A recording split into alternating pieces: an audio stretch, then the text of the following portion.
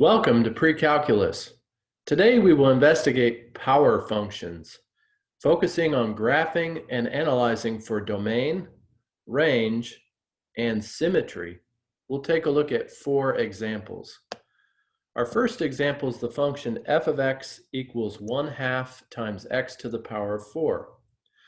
So we want to begin by graphing this function. Let's do so by creating a table of coordinate points. So I'll construct the table, and I'm going to populate that domain column with -2, -1, 0, 1, and 2. So one thing we need to notice about a power function is that it really always follows the same format. The general form of a power function would be f of x equals a times x to the power of n. And so we see really we're following this form with this specific example we have. So that a value for us is half. And let's just say a is a real number. So it could be any number that we would see on our, for instance, on the x-axis. Similarly, that power of n, for us it's a 4. But that n could be a lot of other types of numbers. It's also a real number. So what we'll look at today are integer values of n. So we'll start with the positive integers. And what we're looking at here is the power of 4. So what we'll say is that our n value equals 4, which I'm going to identify as positive and even.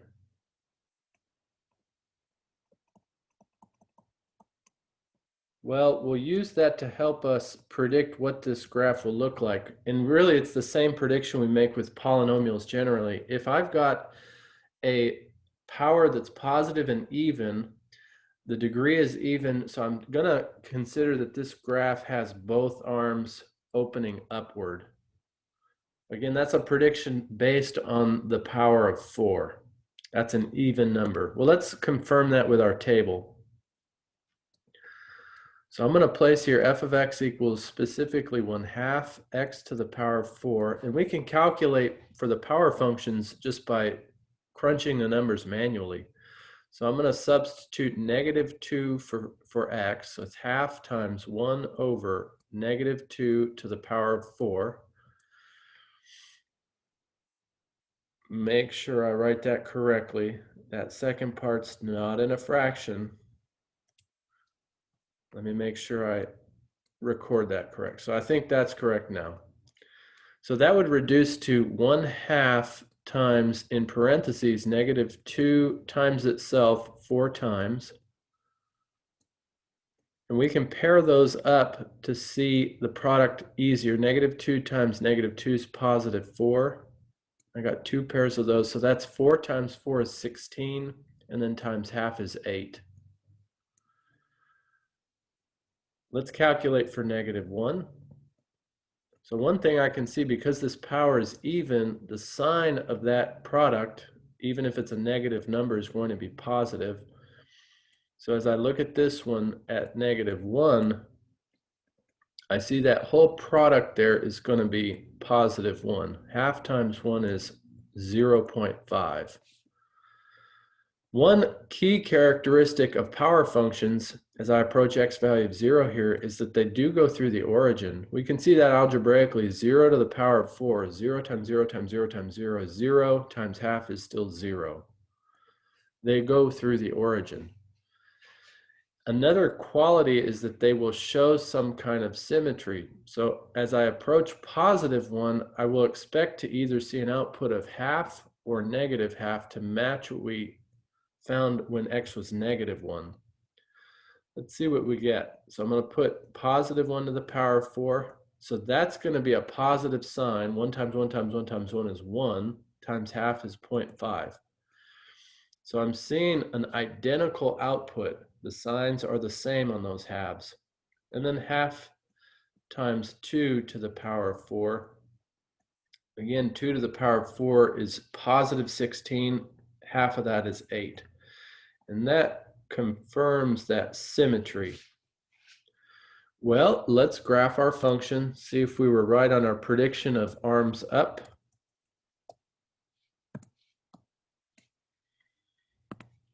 So on -2, that's right there at 8. At -1, that's at half.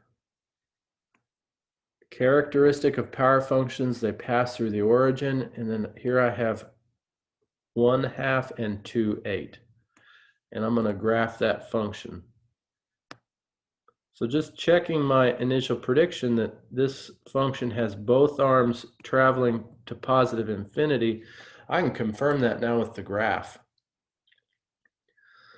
Well, let's perform our analysis items. So first one is domain. So domain's left to right.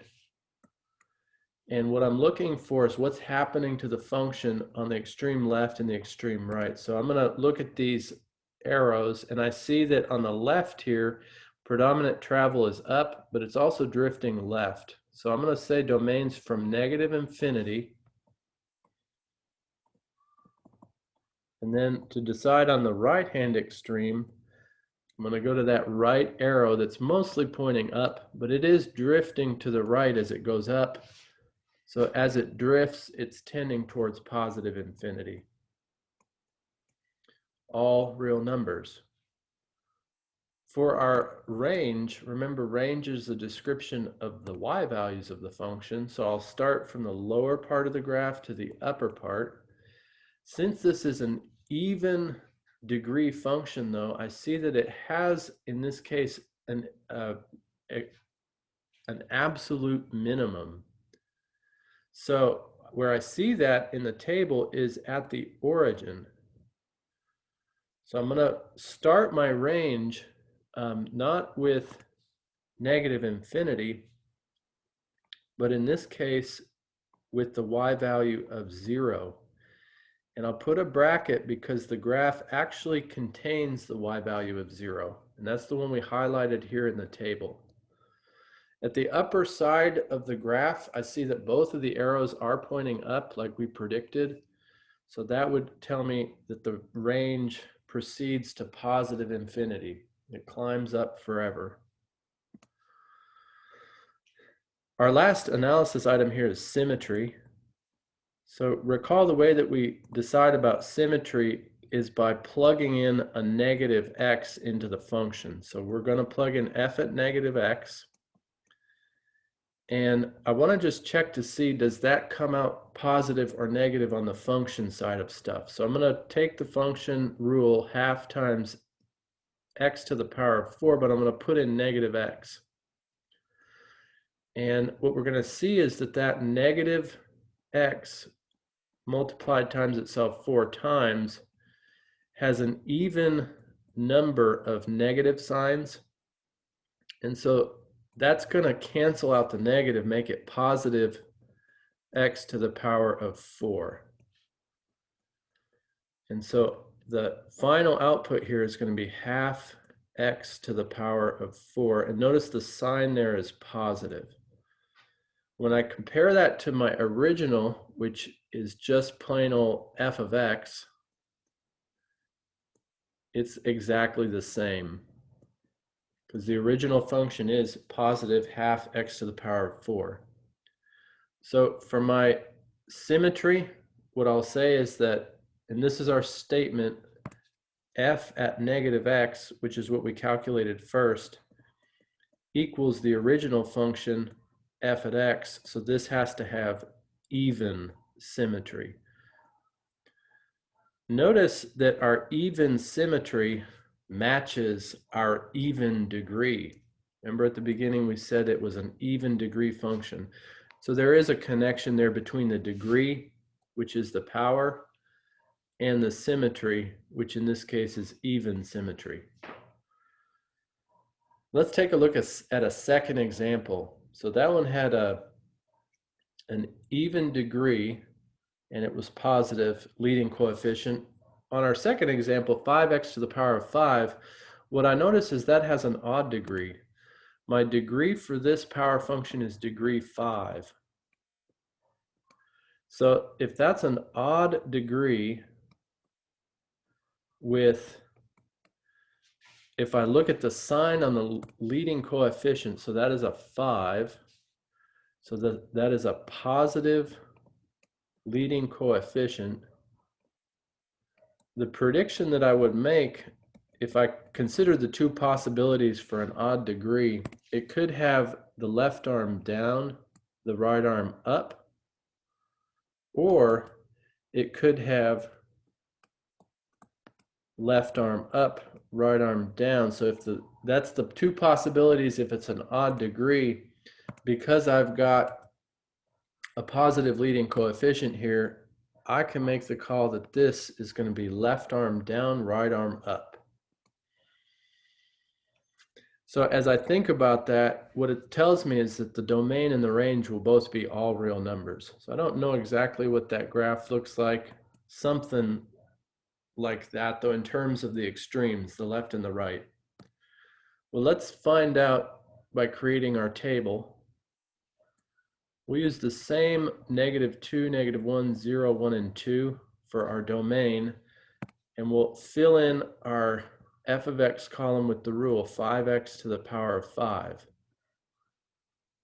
So as I place in -2 for x,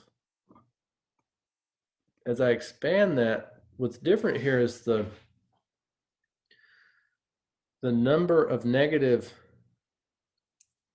factors is odd. So -2 times itself 5 times. How does that change our behavior of the function? Well, what it ensures is that I have two positive products, but I have a spare negative. So what that means is the sign is going to remain negative. 4 times 4 is 16, times -2 is -32. -32 times 5 is going to be, let's just look at it here. So that's -160. Not very graphable, but it is negative. Well, let's see if I can get something graphable. So 5 times -1 quantity to the power of 5. It's going to show the same pattern. If I expand it out, I see that I'm going to have two positive products of 1, but a spare -1. So this is 5 times 1 times 1 times -1, -5. Let's see if this one also passes through the origin. So as I plug in 0 for x, that's going to be 5 times 0 times 0 times 0 times 0 times 0. One of those zeros would be enough to create a final product of 0. 5 of them confirms it. It passes through the origin. So again, that's a key trait with power functions. Plug in 1. So here I see the sign is positive on all those factors. So that's basically 5 times 1. That's +5. So notice the symmetry is different. The number is the same, but the sign is opposite. Last value here is +2, but we're going to have the same situation with a very large output. 2 to the power of 5 is 32 times 5 is going to be 160. Although that's not graphable, I do notice that that's the same number but opposite sign. So I'm seeing that same symmetry pattern. Let's graph our function. So from our table, I can't really do much at -2. -160 is kind of down in the floor here. But at -1, -5, I can graph that, the origin, and 1 +5. Again, at 2 +160, that's past my ceiling. So my function, very narrow function, starts down with left arm down, passes through the origin, curves right arm up. And that is my 5x to the power of 5. Just to check my initial prediction, that graph is really behaving the way we predicted. Because it's an odd degree with positive leading coefficient, the left arm is down, the right arm is up. It was a good prediction. Well, let's describe our domain and range. So the domain for this function, let's write that more neatly. The domain for this function is, again, a description of the x values. So to help think about that, I'm going to just look at the extremes on the graph. So I'm going to circle the left arrow there. It's mostly traveling down. It also is drifting left. So my domain for that left direction would be from negative infinity. And then for the right extreme, I go to the other arrow on the graph. It is predominant travel up, but it's drifting to the right as well. So that right-hand arrow says the graph heads out to positive infinity on the right side. In terms of the range, I'm going to pick up and now think about these vertical arrows. So the range, as I look from the lower part of the graph, I do see that there's an arrow pointing down. So this is different from the even degreed function, which had a starting place at the origin. If it's an odd degree function, remember from our work graphing polynomials, it's all real numbers. So at the lower part of the graph, that's confirmed because I have an arrow down. That's towards negative infinity. At the upper part, there's an arrow up. That means that this graph travels from negative infinity in the y all the way up to the sky, positive infinity. And that is what we would expect from an odd degree with positive leading coefficient. It's all real numbers for domain and for range. Let's decide about our symmetry here. So symmetry, again, we always start by just composing in negative x. So I'm going to say f at negative x is equal to 5 times negative x to the power of 5. And just like we'd noticed with our numerical calculations, when I've got an odd number of factors that are negative, so here's I got 5 negative x's, I'll have 2 pairs that are positive x squared, but then I'll have a spare negative x to the power of 1. So the overall sign is going to be negative 5x to the power, if I add those 2 plus 2 plus 1 is to the power of 5. So when I compare that to the original f of x, the original is positive 5x to the power of 5. To get that to match with what we just calculated with negative x composed in, I just need to put a negative out front of the original function. And it turns out that that is all we needed to make those outputs equal. So our statement for symmetry is that f at negative x equals negative f at x. And remember, that is the telltale rule for odd symmetry. And the connection we want to make there is that that matches what we'd said about the degree at first. The degree of the function is odd, and that should match with our conclusion that this function shows odd symmetry. Again, graphically, I could rotate that graph around the origin and it would arrive back at the original function's shape. That's what we're looking for with odd symmetry. So there's 2 examples of power functions with integer powers. I'm going to pause now. We have 2 more examples with negative integer powers. Let me let you work on graphing and analyzing a few of your own power functions. See you soon.